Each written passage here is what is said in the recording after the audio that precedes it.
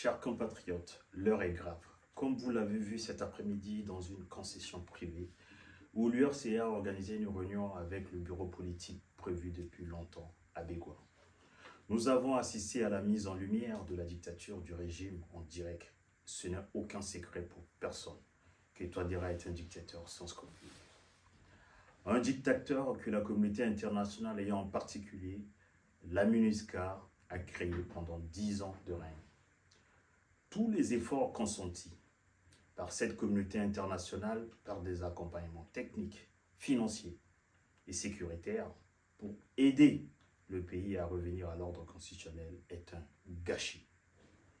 Mais malheureusement, après plusieurs violations planifiées, encouragées par la destruction des acquis du Forum de Bangui, de l'Assemblée nationale et de la Cour constitutionnelle, rien n'arrête Touadéra, qui se croit invincible et abuse de son pouvoir et du soutien de la Russie et du Rwanda. Depuis 2016, Touadéra a connu une évolution mensongère avec des rapports biaisés de la MINUSCA qui parlent très souvent d'avancées, que le gouvernement a fait des efforts pour la cohésion sociale et la démocratie, alors que c'est de pire en pire.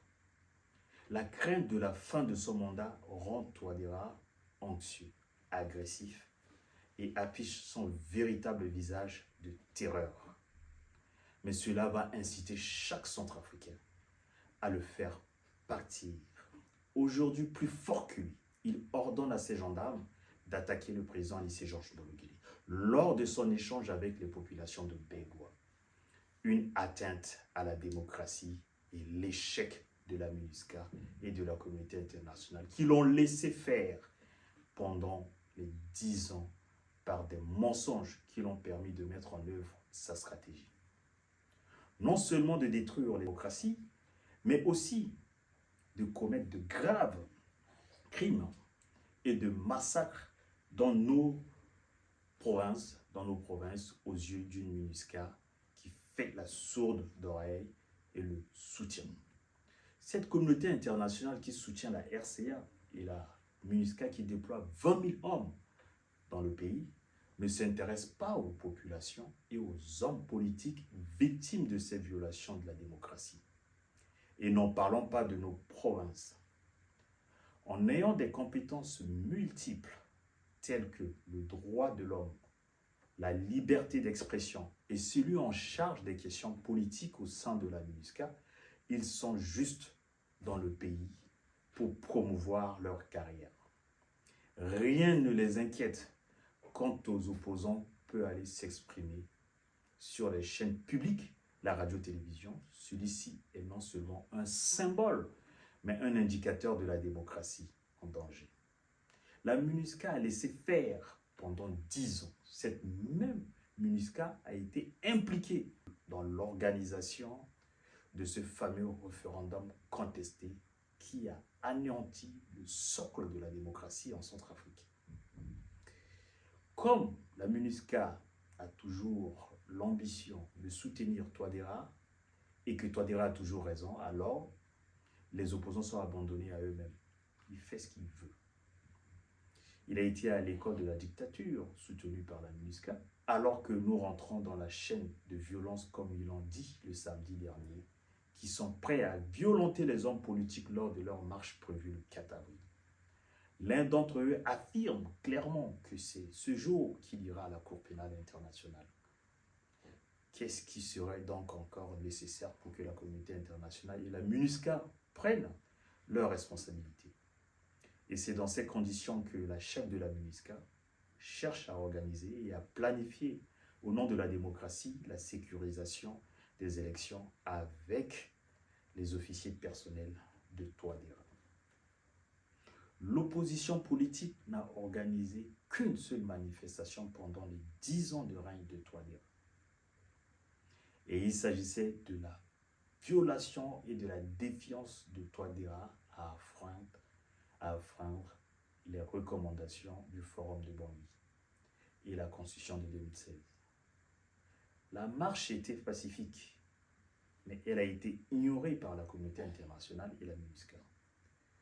Mais nous avons assisté 1 à 2 fois par an, pendant 10 ans, à des manifestations du régime dictatorial de Touadéra qui avait pour but de ridiculiser les opposants, insulter la France, insulter les États-Unis et de nombreux soutiens au groupe Wagner. C'est cela le modèle de la démocratie souhaitée par la MINUSCA, à défaut de réagir. Il ne peut y avoir des élections où Touadéra est candidat. Il a prêté serment 2 fois sur la Constitution de 2016. C'est sur celle de 2016 qu'il gouverne et qui détermine le calendrier des élections de 2025. De manière juridique, il n'a pas prétendu serment devant la Cour constitutionnelle sur son fourre-tout de la Constitution de 2023. Pour ce faire, il n'y aura pas de 3e mandat. La présence de Touadéra à la prochaine élection est synonyme de l'instabilité politique. La communauté internationale et surtout la MINUSCA ont besoin de prendre leurs responsabilités pour une alternance apaisée et de donner de la chance au peuple centrafricain tant souffert d'avoir ce droit de vivre en paix et dignement dans son pays. Nous demandons à la Russie et au Rwanda d'y penser très sérieusement à l'après Touadéra, car Touadéra risque de vous mettre en difficulté en dépit de son incapacité et de son impopularité qui ne cesse de croître au sein des populations meurtries.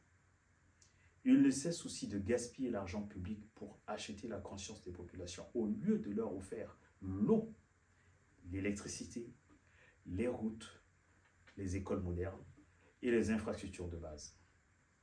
Un président qu'on lui offre